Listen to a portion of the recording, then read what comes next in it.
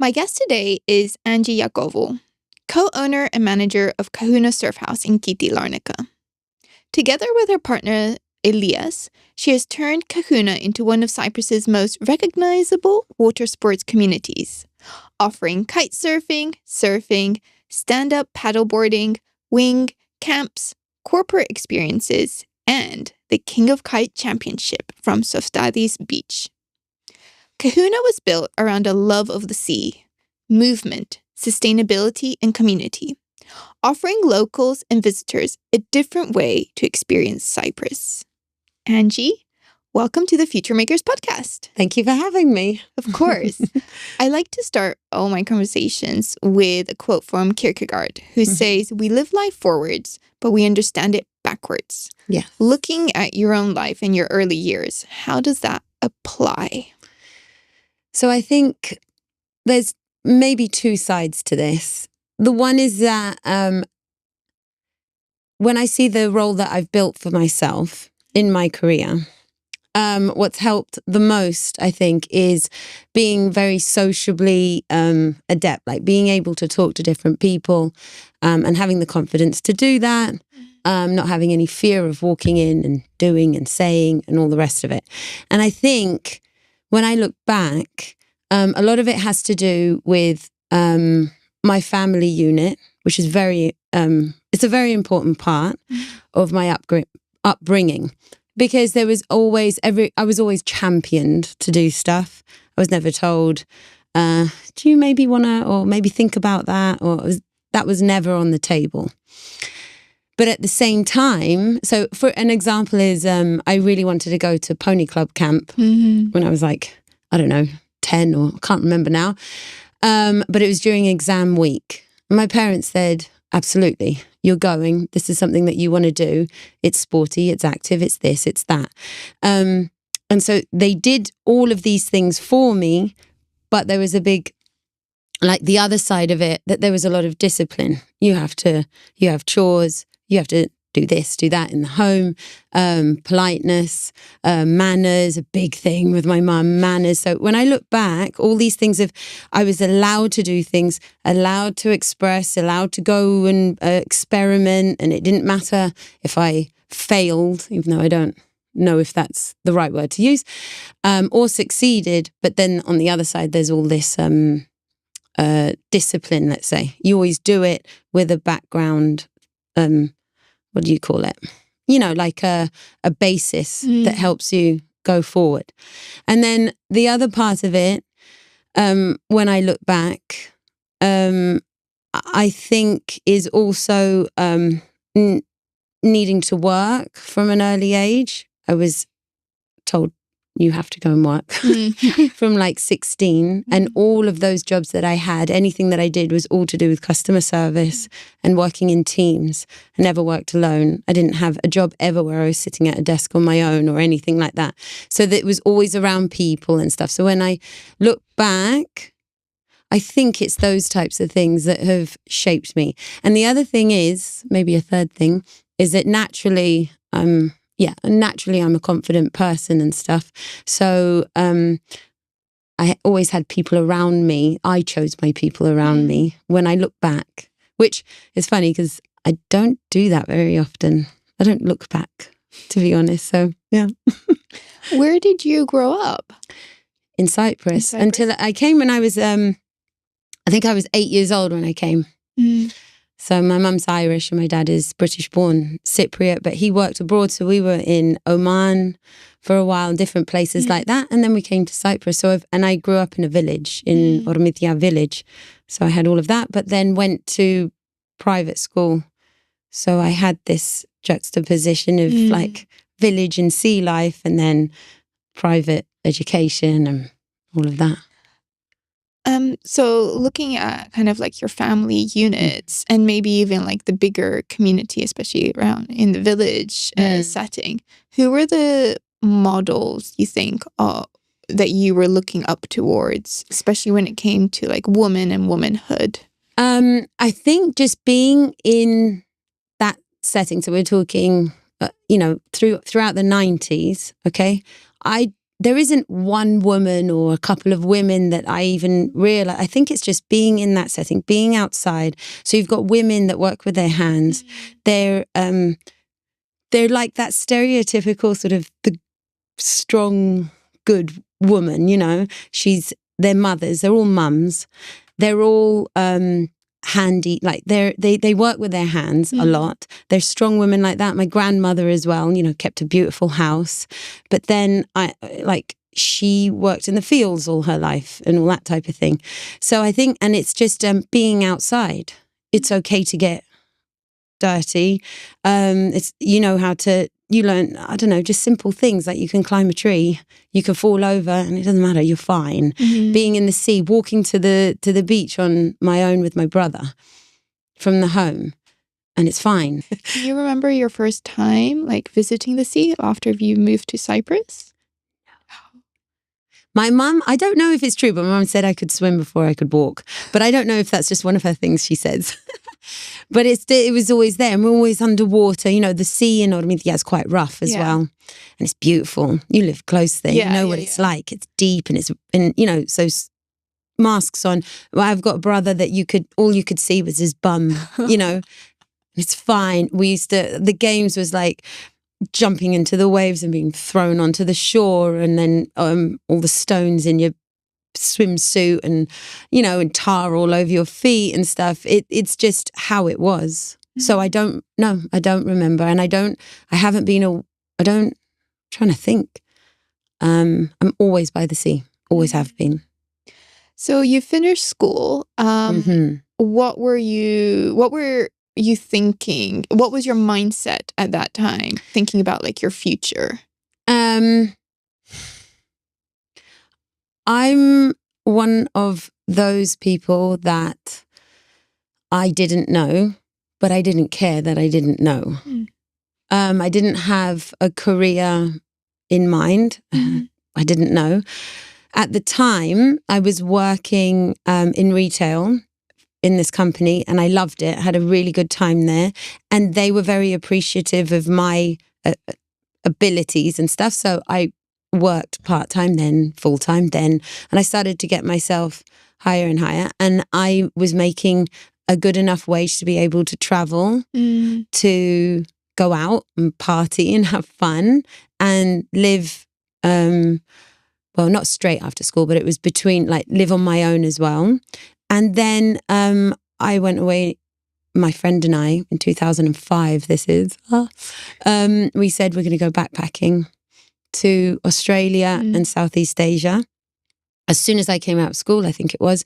And so that was unheard of, in Cyprus at the time. I was going to say, what are you going to do? Where is she going? And, you know, the internet was just at internet cafes. There's no smartphones, obviously. I mean, we know this. So, and again, you see, it was this thing when my parents were like, okay. But they weren't okay in a sort of flippant way. It's like, okay, but that. And they obviously trusted that I could do it. So we just had a Lonely Planet book, and we went and we spent the whole summer working to be able to have money to go, because at the time, to get a visa for Australia, you had to have a certain amount of money in your bank account. So we did it, and then we went for a whole year and we worked and we did and we whatever. So that was actually, maybe with your first question, like looking back, I think that year is probably actually a huge pivotal thing. Because we were on our own. And nobody, you know, they used to call us zygotes. Where are you from? Cyprus. Where? They used to call us cybots or something like that, because they didn't even know. A lot of people didn't even know. They never met Cypriot travellers. No. Yeah, it was very rare, especially for two Cypriot women to leave the country, not going straight to like the UK to study or to the US to study and then safely come back. Yeah. I mean, you were just went. Yeah. But we had parents that helped us with it. And I'm a homebody. I need mum and dad. I still need mum and dad. And I don't care if anybody, I'm independent, but I need my mum and dad. And I would, wherever I could, you know, you get in contact with them, but it would be on the phone or a quick message, because you couldn't. Yeah. And so imagine the experience there. There's no Wi-Fi, no nothing. So you're on your own. So the stories, I mean, it's hilarious. Some lucky escapes maybe here and there. Oh my God. But yeah, it was fantastic. What, like, did you have no fear? You know, you're going to No. young woman. No? No fear. I don't work like that. I've never, I think, I can only speak from personal experience. I have, I've never experienced a situation where I think I'm quite good at removing myself from a situation that I need to, or it's kind of reading a situation that maybe I don't go down that road, or when I speak to someone or I see a group, I can kind of, I can, even though I was young, I think I'm quite good at it even today, but there was no fear, just excitement. I can imagine, especially like for me, I struggle with going somewhere and not having some kind of plan. Yeah. Like the idea of just going with the book in your hand and like a backpack. We had one night booked because one of the deals was that you go to Australia first because at least they speak English, or at least at least there's that, and then move on. But we didn't ask I mean, we were 21, 22 at the time. We're young, but we're not, we're independent. Yeah. But we didn't ask our parents, can we go, or can we go to Southeast Asia? Yeah. We decided that on the spot. But we had one night booked in Australia, in Sydney, or 2 nights. I think you had to do that because of, and then from there we just So after this year of adventure, by the end, were you craving to go back home? I just wanted, I wanted to go back home. So when we came back home, I was like, I had the best time, but I'm home. I like roots. I like my people around me and stuff. And then my best friend was like, I'm going back. She went back and she lived in Australia for a while. Yeah, but I like roots. I'm a homebody for sure. So you return, and what came next? A bit of this and that for a little while because I wasn't really sure, kind of in limbo. And again, this thing that I didn't know I didn't have a career in mind. And just one thing, I think a lot of my life seems to just be one thing rolling into another, and I kind of make decisions on the spot. Not on the spot, that makes me sound very flippant, like I'm not thinking, but it's sort of, I feel like this now, so we'll do it. And I went back to the company that I worked for before. I go back to what I know. I like to surround myself with people in safety things. I do like that. But they allowed me to grow in there. Imagine all the customers. So it was a toy shop. So I was dealing with children, and also their mums, and the product mattered to the person I was selling to. Of course. So all this customer service. And the other thing is, in that company, when I became a manager there, I was in charge of hiring my team, training my team. There wasn't too much. You had your guidelines, but they trusted me with it. And if you made a mistake, or they helped you fix it. So it's another good groundwork for what came next. Yeah. So where did the idea for Kahuna come from? So that is my crazy husband, who wasn't my husband at the time, but we've been together since before I went to Australia. I met him when I was 17. So that's a long, bumpy road, but all fantastic as well. But when I came back from Australia, we met again, blah, blah, blah. And so this story is basically, he saw somebody kite surfing. It's a very new sport at the time. And he saw somebody kite surfing around where you live, okay? And he said, I want to do that. So he stopped the guy when he came out of the water, bought the equipment from him, never seen it before, and then the guy left, and he spent time trying to teach himself this thing, and I was his assistant. He nearly killed himself, I don't know how many times. But he's also this sort of, energetic person and stuff. Anyway, so he taught himself how to kite. He then taught himself, went and did the certification to be able to teach.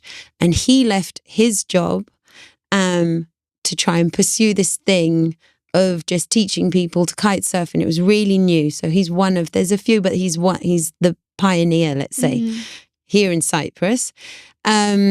I had my job and I would go down on the weekends, follow him in his car, down different beaches, teaching people, and I learned how to kite surf as well. So that sport became our main hobby. It then became how we traveled. So wherever we went, we would go to kite centers that had the idea of what Kahuna is now. So we have to have this in Cyprus. And so that's where that journey started. And we'd built, just because of how it is, we had built a community. It was growing and growing and growing. So really it was just a matter of time before you had like an actual space. Yeah. Which took time because you needed to find the right beach. The right beach, yeah.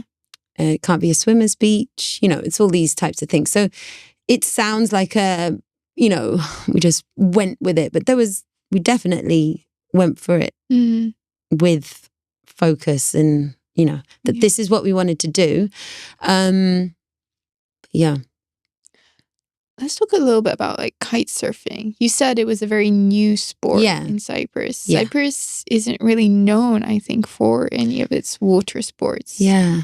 Why is that? I don't know. Cyprus isn't known for sport in general. But it's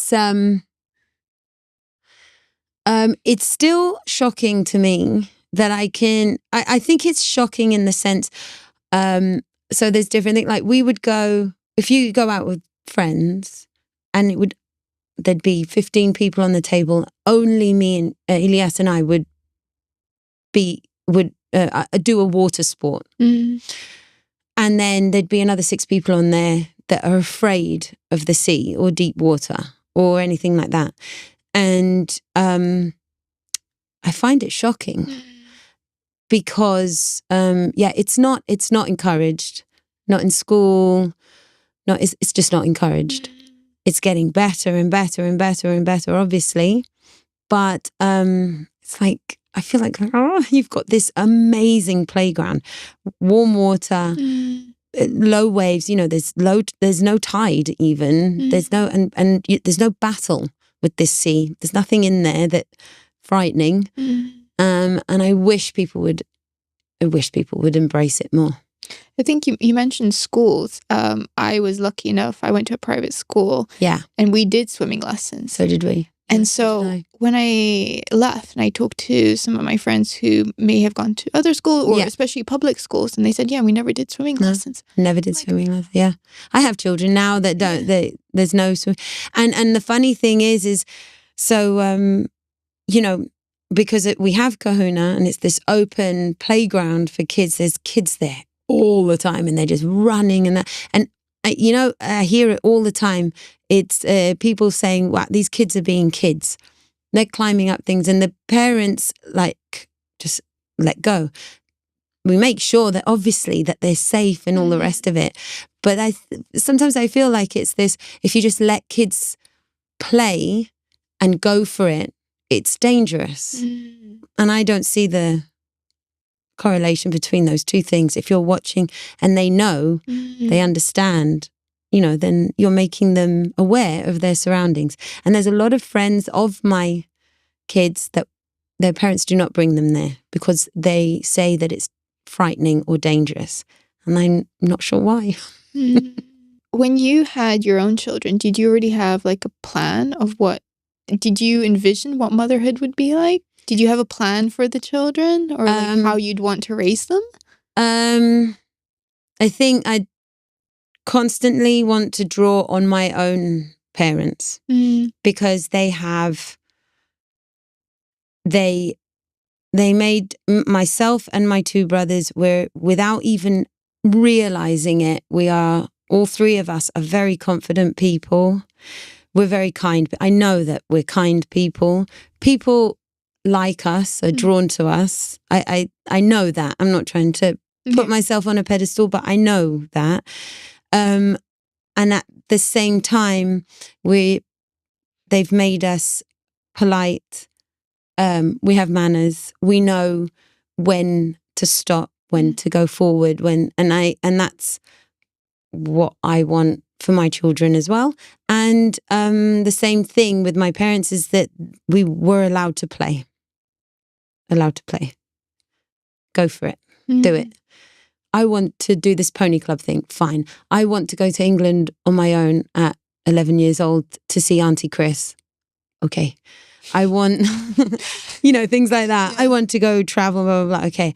I'm going to leave my really stable, cool, awesome job with 3-year-old twins and go and try and make Kahuna really work. Okay. Go, do it. Because none of them are bad decisions. There's risk to them. Yeah. But it's okay. But it's also again, I know that I have their support. I have a roof over my head. So I know I'm fortunate for that. If it all goes, everything fails, mum and dad are there, which is a pretty cool feeling, I think. It is. Yeah. It is. And I think they must have seen something in you, in the passion in you to build something that you weren't just doing it, no. whims. Yeah. They could see that you were going to succeed, or I don't want to say die failing, but push. I'll push it. Yeah. Yeah. So push it. And again, it's with no investment or anything like that. It's not because, it's working up. And my dad, I remember he said, he never worried. He doesn't worry about me because I have no fear of working. So there's no fear. I'm not a procrastinator. I mean, of course I am, but when push comes to shove, he's not worried about me because I'll do anything. I'll work, and I don't fear it. So that's a good thing. It's a good thing. It changed when we did find a beach, but then we got the certified beach. So we moved. So everything was moved basically there onto that beach. We just had a shack before, so it's not like it's a big deal or anything. It's basically a container. Yeah. So, and that was moved on to the beach that we're on now, Softades beach. And so it was there that we saw that there was real potential in it all, because you had a foundation of a certified beach and all this type of thing. And the council there were great, so it's a different thing. And that's when I started to think, I can do more here. I'd like to do more here. It's seasonal, so it's scary, but I thought, I'm sure we can make it work. So we did. Yeah. So you did. So that first year, when you were, you leave your job, and you had already had your children, right? So I'd had my children and then left. So we started to build Kahuna where it was, but I left work. So if I had them in 2018. So I had my kids in 2015, and then the twins, and then 2018 I left, which is good because they're twins, first time mum as well, and you can't completely throw everything into the wind. But especially with twins, two young. Yeah, children. 2 young twins, kids, So 2018.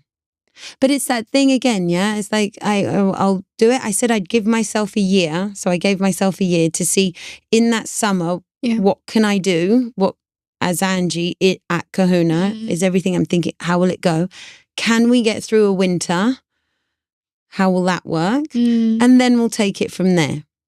So I had enough in our bank account, let's see, to definitely get us through that, and then see. And it worked. So we just kept going and going. And you have an event called the King of Kite. Kite. Where did the idea for that come from? So that again, we're going to sound like we just live in the clouds. So that again, we were sitting there. We have a good friend of ours called Mario, he's a skater, and he's one of these doers as well. And he's done really well for himself now. He was into everything, but he had great ideas. So anyway, we're sitting on the beach. Kite surfing has started to get some traction, but that's all it is. There's nothing else. There's nothing, there's different disciplines to kiting. So you have the tricks, you have high jumps, you have racing. And we sat there and we said, why don't we try and just do some kind of an event where we can bring all the community together, but we won't call it Kahuna Surfhouse. So it's not about the school or the club, because people are, can be loyal to their own club. So we'll call it something else, but we'll do it here and let's see what happens. We said, okay. And as we were thinking of the idea, Maria goes, why don't we just Facebook? This was when Facebook was the big thing and everybody was on it. So it was like, why don't we just Facebook Kevin Langery, who's this top pro kiteboarder, and see what he thinks, like to see if maybe he'd give us some advice or maybe he'd even come. And I was like, really? I don't know. Celebrity? Yeah. And we did. And Kevin was like, yeah, sure. I'd love to come. I was like, what? So this event that I thought was going to have maybe like 30 people in the water, it just went Viral. Bam. Yeah. And we were like, okay. And he helped us. I mean, when I think back, I think, oh my God, he must have gone like, I kept saying, I'm really sorry. We don't know what we're doing. These two people from Cyprus. Yeah. Like holding little flags up that you can't see in the water to start the race. And I mean, and he said, look, do this, do that.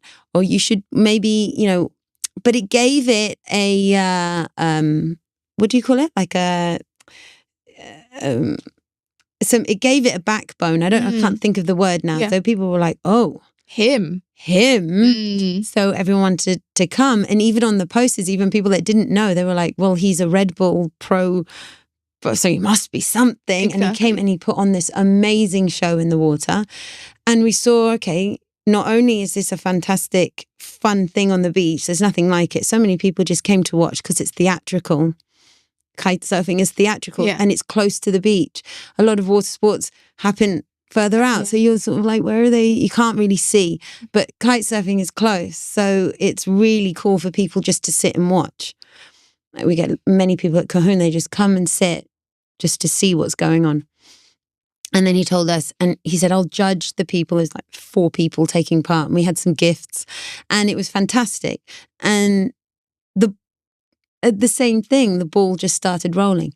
And the other thing is, this is Cyprus. We grew up in Larnaca. We used to go out in Nicosia. And so, people. Yeah. So we knew the guy that was in charge of events in Red Bull. And he was just like, yes, this is great. So it helps you. It's using your contacts and networking. But we you don't have to try too hard because you got support from people. People here. People and you're just bringing that kind of community aspect together. Yeah.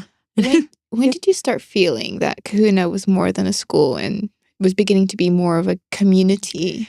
Yeah. I don't know, just the same people showing up every single weekend and having a great time, and then them bringing their friends and coming and having a great time, the sport getting bigger and people coming to us to look for, to learn the sport, but then people coming and hearing from other people as well, it's such a nice vibe here, or I feel really comfortable here, and then also seeing things like people getting together and getting married and like visually seeing people become close friends and going out together as groups and having fun and seeing that it's a whole thing. You come there and spend all day there. So it's like that. I think it's such a beautiful thing to hear. There's so many articles in the news talking about like the loneliness epidemic and people just literally spending their lives online and still feeling empty. Yeah. And yet here you created a space for people to physically get together and find friendship. That's nice to hear. And somebody to talk to, somebody to just share something as simple as like, and the sea. Myself and Ilya have been very like, you have to be careful because we're the owners of Kahuna, we're providing, it's a business, but then there's that too. So you need to be careful. You can't overstep any lines, or you need to know when to step back, that this is something I shouldn't be involved in. I can't think of an exact, but it's so that you're in it and you're providing the space and you're doing the events, but then people are coming and using it as their own. Do you see? Do you kind of know what I mean? Because if you start to get too deep into it, and I know when to step away. So the girlfriends are there. There's times I won't go because it's too personal. It's not my thing, because I want them to be able to come to Kahuna, and I don't know everything about them, or, there's lines that you have to be very careful with as well. But yeah, I mean, and we tell people, you come, if you want to socialize, you can. If you want to sit in a corner and read a book, you can. If you want to learn to kite. If you don't and you just want to watch, just whatever. If you want to bring your kids, bring your kids. If you want to bring your dog, bring her on a lead. Yeah. Do what you want. Yeah. What was it like building this business like in the family? Because it is a family business. Yeah. Fine.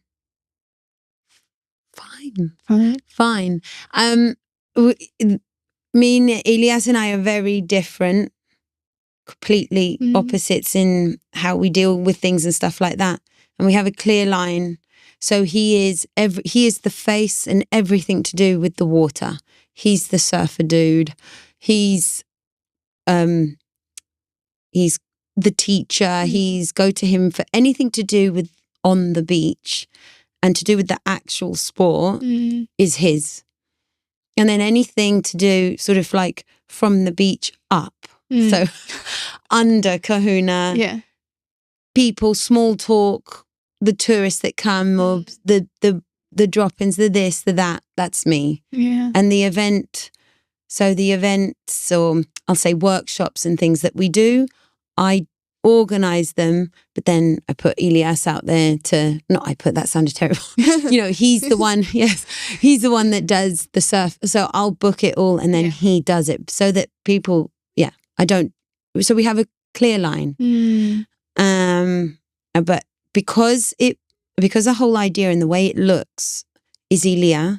So if there's anything, I know, Elia, what do you think about this? Are you okay with this or not okay? And then he'll say yes or no. And then we take it from there. But he also trusts me with all of that stuff. Go to Angie. Go to Angie, like that. And I'll say, go to Elia, because I'm not going to step on his shoes and he won't step on mine. Of course, you kind of know each other's expertise, knowledge. So I mean, you kind of balance it out. Of course, there's been things where I've been like, but I thought that you, but I didn't know. But it's not all, but it's not, it's never been a problem or an issue. Sometimes, it builds and builds and builds, and then we're like, oh my God, we really need to sit down and talk about this, because I think we're both moving in two different directions now for the same thing. And then it works itself out. Yeah. Your children, like, they're there, of course, when you're working. Do you think, I mean, some of the conversations I've had is a lot of parents are trying to push for this idea of children seeing their parents working and kind of being in that environment. Okay. Would you agree with that? Or what are your thoughts on that? So I have three. I have three kids. That I also have Olivia that's 3. So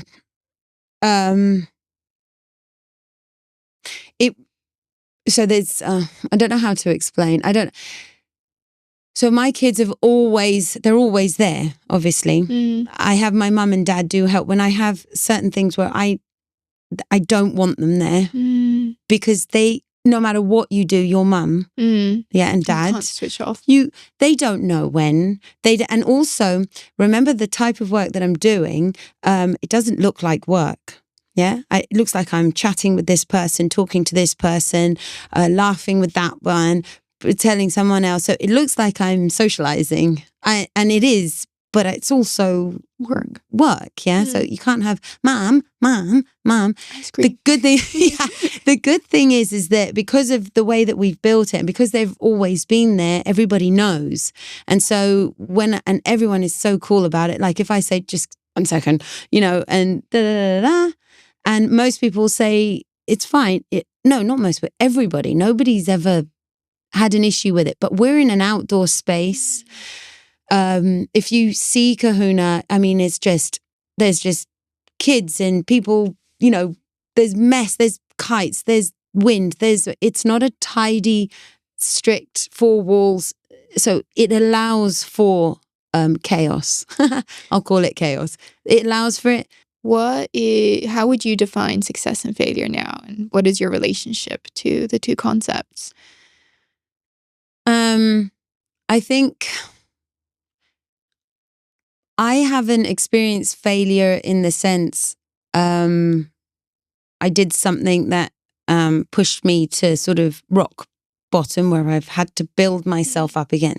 So I can't really comment on that type of failure. My failures in this business are things where I had a goal and I didn't reach it. Maybe it led down a different route. Other things is realizing that you can't get everything that you want like this, that there is such a thing as red tape, that things sometimes are unfair. Well, you think they're unfair, but there's a reason obviously why they're there. But so it's realizing that these things are there. It means that you have to be adaptable. You have to find another way to get to the goal, or also maybe some goals are just better put to the side. And then, so that's my relationship with failure, because I haven't had any, and it makes you stronger in the sense that that, okay, I've had this setback. Let's call it a setback. So I've had this setback and it's because I approached it like this, or I assumed that this person would do this for me. Why, so it makes you a little, not cynical in any way, but it just makes you the next time go, what's the reality of this? And also to get help or consultation from someone that you trust or know that has been through a similar thing. So that you can get some advice on, I've got this thing to do. What do you think? But then you have to make it your own. And then success, I just see it that my success right now is that we have a space. It's true to, we're just being us and we're consistent with it. We won't, the core values are there. And then we have little like successes, either it be money-wise because we did something that created a good amount of income, let's say, or a success because we did a workshop and, I thought 10 people were going to come and 30 people booked. So you're like, oh, so people are listening. Things like that. That's what success is right now. Well, I guess because it is a family thing, myself and Ilia have not lowered expectations, but just we've chilled out a little bit because we have the 3 kids as well, and you can't do everything. And it's a business that is seasonal. It's almost like it's too busy for just us, but and we have our manager who's awesome. So it's too busy for the 3 of us, but it's not busy enough to get another 3 or 4 people now. But at some point we're going to have to say, by getting this extra in, what success can we? Yeah. Right now we're happy with where we are because of our family life. And we feel that if we try to strive for anything more right now, we probably wouldn't do it very well. You mentioned the asking for help. Do you find it easy to ask for help? No. It's my way. Yeah. No, but I'm getting better at it. Before, absolutely no. I'm fiercely competitive. And I'll do it and I'll get it and I'll do it right, blah, blah, blah. And then made my little setbacks because of that. And I'm not knowledgeable enough in this bit or that bit. So then, getting proper advice though. I'm not this isn't the type of advice of like talking to a friend. This is like actual. Professional. These are the numbers. This is the process. This is that. Yeah. So I suggest it. Yeah. Yeah. What are the values that you live by?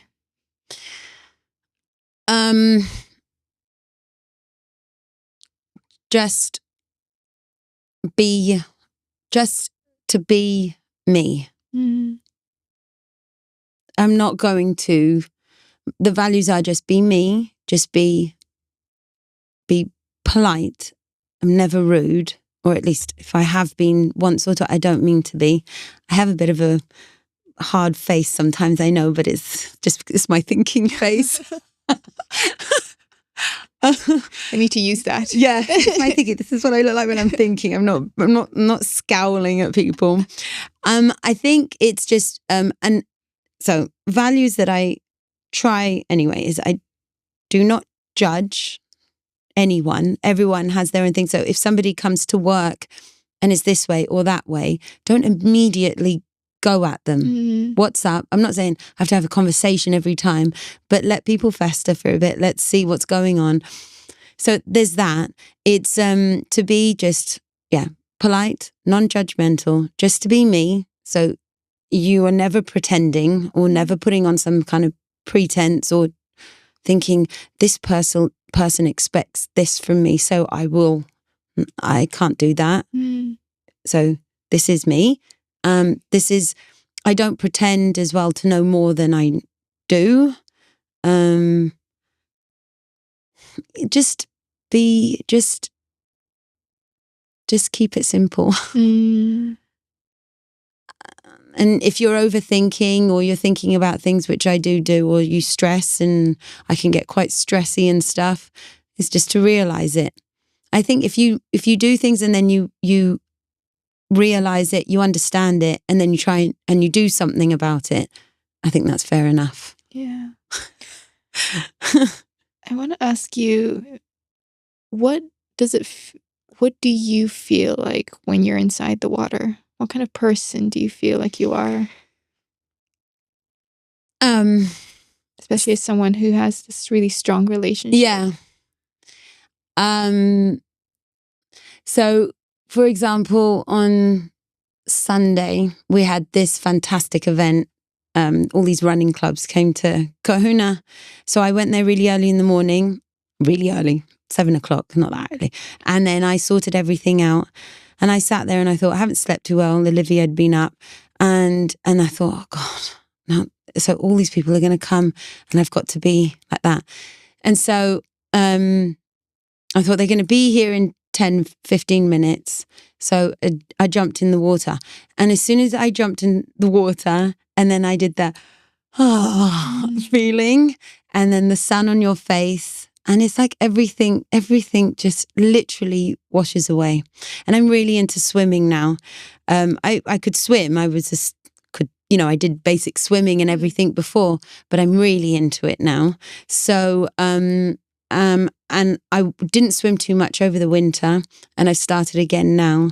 And I know physically, mentally is a massive twist. It's very therapeutic swimming, long distance, but just get in the water. There's no words for it. It's everything. It really does feel like you're washing away. I feel like when I emerge out of that sea, it feels like I've gone through a whole and head underwater and grounding and head underwater, watching whoever is the sea creatures just go about their day and they could not care less what you're doing. Exactly that. And it is. It's just the most. It's just there's no words for it. It's really, really hard to describe. And I don't meditate. And I said that I said that actually. I don't meditate, and they said, "Well, you do because you swim."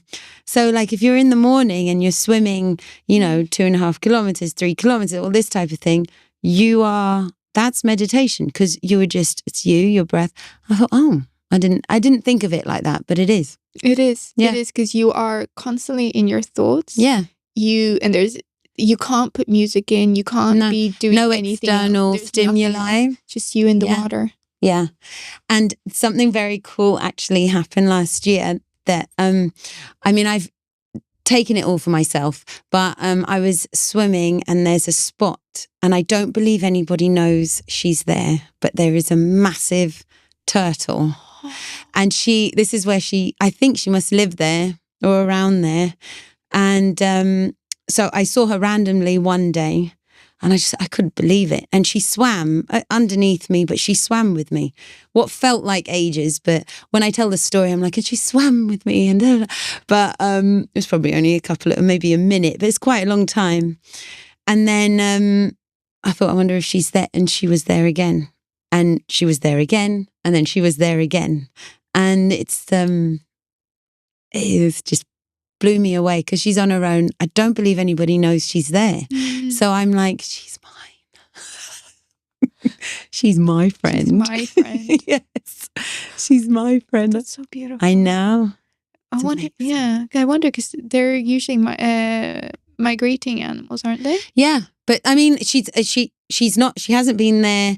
So how long has it been? Since November. So I mean, this was last year. But I haven't swum there, so I don't know if she's there or not. But you I need to go check up. I think I do. Yeah. My last question to you is, what is the future that you are building towards? I want, if I say sort of on a more like dreamy way, I just want to get more people in the water. I want more kids swimming. I want them in the water more. I want it to be a part. I think it should be on an island. It should be part of your everyday being, not the swimming pool, the sea. And I think, so that's like on the more dreamy thing, if I could just type thing. But if we look at it more matter of fact, I want Kahuna to become more than just what it is now. I want it to become something that is more, not seasonal, more of a year-round thing that does more than just the water sports. So would also take people into the mountain. We have this thing that we say when people ask us about Cyprus. We say, you can be, and we have a video of it too, where you can be snowboarding in Rhodos, yeah? And then you can be surfing in the sea in the same day. You can go on a hike. You can snowboard. And the thing is that people are getting more and more and more into it. So I think we're living in it. And I like to think that we have something very small to do with it because we're part of the community. Yeah. And I think that's where I want to go. Yeah. Just to be more outdoorsy. More outdoorsy. Yeah. That's beautiful.